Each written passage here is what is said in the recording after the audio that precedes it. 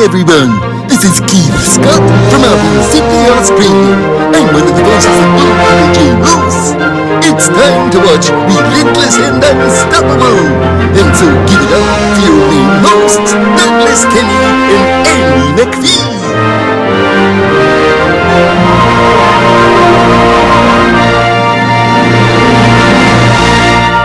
That's right. Yeah. You might have remembered from that episode that inspired you to join RNU, but the mother of the three autistic boys is in the gay community. And that reminds me of something recently from a few years back that involved when I was in a therapy treatment at some facility that I forgot the name of.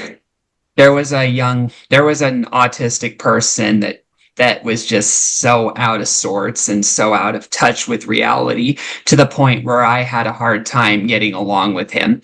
And then there was somebody that entered the therapy that was new, and she was part of the gay community as well, but preferred to be addressed as they or them. You know, it's sort of complicated, you know, the acronym and all that. But when that person I mentioned that had his own issues asked what he had to address her as, he asked a staff member at the therapy treatment. He was like, "Can I call her it?"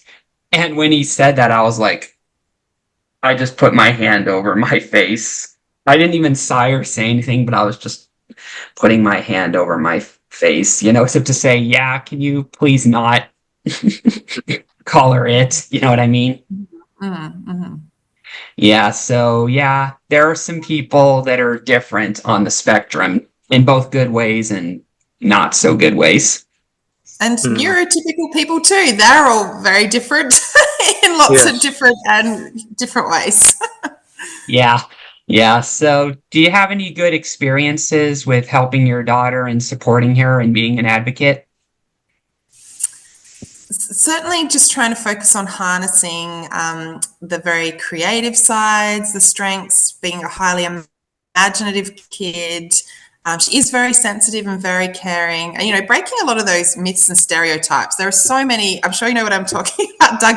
There are so many myths and stereotypes about autistic people, but guess what? There are so many autistic people in Australia. So the recent statistics show that 1 in 70 people in Australia are autistic. So there's a lot of autistic people, and let's just normalize it and not treat it like it's some sort of a disorder, which it's not. It's just a part of who people are, and really bring out their strengths of, you know, and what they bring, because many autistic people do contribute to society and do amazing things. Some of the most intelligent people in the world. And from what I've heard about my child's great-grandfather, who I never met, but from hearing about them, it sounds like they were likely autistic, and they were literally a rocket scientist. And to be a rocket scientist, you know, you've got to be pretty intelligent and have certain brain wiring to do that work. One misconception that the world has is people think that autism only began in the early odds or late 2000s. That's not true. It's been around forever. And there's evidence that the most genius people ever were autistic, like Albert Einstein and Wolfgang Amadeus Mozart.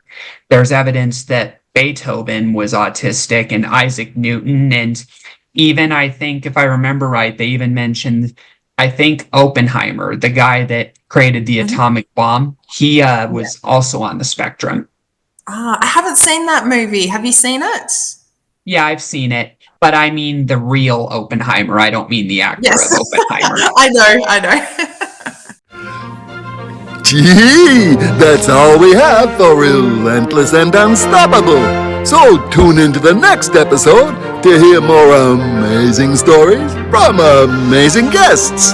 This is Keith Scott from Sydney, Australia, saying so long, and I'm smarter than the average bear. Gee.